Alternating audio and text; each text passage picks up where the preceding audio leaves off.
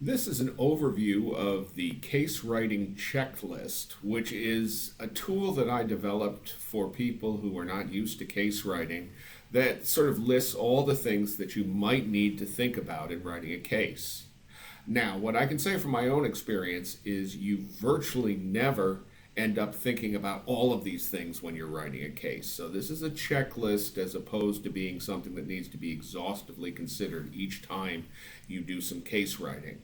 But nevertheless, I think it's a good exercise to go through it. And in this video, which is part one, we talk about some of the things that you need to think about before you begin writing your case.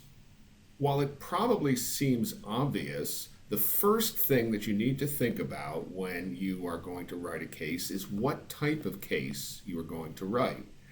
And all of these things are described more fully in my book, Informing with the Case Method, but we'll just go through some of the possible types of cases that you might think about writing. One, of course, is a research case. And a research case is typically designed to analyze cause and effect, usually in the context of presenting or developing some theory. It's not typically intended for use in the classroom. The most common type of case that I write is a discussion case. And in a discussion case, what you're doing is you are presenting a decision that needs to be made and an in-depth look at the context, both things like technology, regional issues, organizational issues, as well as the specific things that deal with the decision. And this is explicitly intended for classroom use, though if it is an authentic discussion case, meaning that it's written about an actual organization and is systematically researched, you may also be able to use it for research purposes as a source document. An illustration case is the type of case that you normally see in websites where companies present a case study of their users and what they are doing with, say, a product. Illustration cases can also be very useful in a context of a lecture as a way of making concepts more concrete.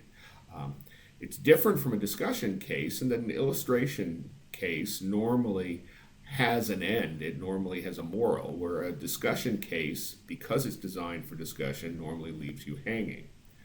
A walkthrough case is a case that typically illustrates a complex process and is designed for an instructor to take a group of students through as a way of essentially familiarizing them with the process under guided instruction. An exercise case is often like a walkthrough case, except it's designed for students to do on their own. And you may have some other type of case that you're writing. For example, once I wrote a series of cases that were essentially use cases about a particular technology that was going to be deployed in a court system. That doesn't really clearly fit any of these models. The big thing that you need to think about, though, is what type of case you are planning to write, because that is going to have a big impact on the case writing process. Another thing that you may want to think about before you begin case writing is the relationship of the case that you're planning to develop to other cases. Now, in some situations, the case will be independent, which means the case needs to stand on its own. This may mean that you need to put in a lot of background information that you might not have to put in if it was part of, say, a collection of cases. An independent case, if it's a discussion case, is something that the students can discuss, and then they can go on and discuss another case, and they may never need the information in that original case again.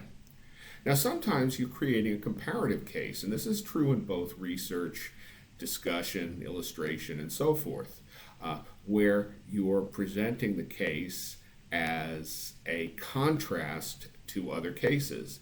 And sometimes you may be presenting it as a way of showing the same situation as occurring in very different contexts, or you may be using it to show that different situations or decisions are appropriate in contexts that are different only by relatively small items. There's also the possibility of a cumulative case. You see this a lot in discussion cases where you'll have an A, B, and C case. Each case telling you a little bit more about a situation as it unfolds. And in that type of observation, what happens is you, as the case writer, get to essentially tell the story in pieces and discuss it each step of the way. If you're dealing with other cases, in other words, if you're not just an independent case, then you need to think about where the other cases are coming from. Are they currently written, or are you going to have to write them after you write the original case? And you also have to think about the role that the case you're developing is going to play.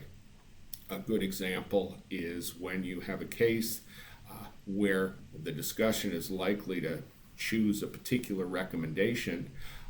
Do you want to convey that that recommendation is always a good idea? In which case you would probably have a series of cases which all led to a similar conclusion. Or you might decide to go the other way and say, well, this recommendation is good for this situation, but here's another situation that looks superficially similar where this recommendation would not be very good. And so these are the types of things that you may want to think about. Before you begin writing, it's very important to decide what the source of the information that you're going to put in the case is going to be. A reported observation case is one where you gather the information systematically through a process of interviews, looking at archival data, and you try to make this court case as authentic as possible. This is the type of case that I usually develop when I'm developing discussion cases. Now, you can also have a lightly disguised case where you make some changes that don't really make a lot of difference to the analysis in the case, but perhaps protect the identity of some of the individuals in the case. You might change some names, or it might protect some proprietary financial information that isn't very important. You might, for example, inflate or deflate revenues, keeping the ratios fairly similar. But the case itself is relatively faithful to the industry and situation. You just make it a little bit harder for people to know exactly where things are coming from. You can also have a heavily disguised case. And in a heavily disguised case, what happens is you make a lot of changes so that the core of the situation remains, but every other detail is changed. There's a very famous case at Harvard Business School called Concordia Casting that described a situation, but the actual context was totally changed. And in fact, they kept rewriting the case every 5 or 10 years, so that a situation that originally arose in the 60s or 70s was still being described in the 90s, but all the technologies and names and people and everything had changed. You can develop a case from public sources. Now, I don't think this is very good for discussion cases, because in a discussion case, you normally want to have an individual decision maker as the central focus of your case, because you're building around a decision. And organizations typically don't make decisions, people do. And so it's nice to have a person. But on the other hand, public sources can be very useful if you're trying to create an illustrative case or a research case, because they allow you to gather information that does not need to be released by the organization you're working with. Then finally, you can have a fictional case. For example, if you're creating an exercise case or a walkthrough case, it may not need to be authentic. It may be something that you construct to illustrate a particular aspect. And as I talked about on the last slide, there are times when you might come up with hypothetical use cases as a way of thinking about the design of a system. So there is a role for fictional cases. You just need to figure out which of these you're planning to do before you get started. Finally, before you even begin the writing process, it's usually a good idea to decide what you are planning to do with it. And there are a lot of different options for publishing your case. You can publish it locally, which is to say you can distribute it to your students, and you have a lot of flexibility in those cases as to what you want to do with it and formatting and that sort of thing. And it also may make it easier to get the case released if there is not going to be any distribution. Now, you can also publish with external sources. Now, the external sources might be a case clearinghouse. You might put it on a website or something like that. And in that case, you're probably going to need permission if it's an authentic case. Finally, you can publish a case through a variety of outlets. For example, there are many conferences that publish cases. There are journals that publish cases. And I think if you're thinking of getting a case published, it's very useful to look at the requirements for publication of these outlets before you get started, because you can really waste a lot of time. For example, if a journal specifies you cannot write a case more than 5,000 words and you develop a case that's 8,000 words, you're going to have to do a lot of work to get it into the proper format. So what I recommend is, if you have a particular outlet in mind, look very carefully at it before you even start writing.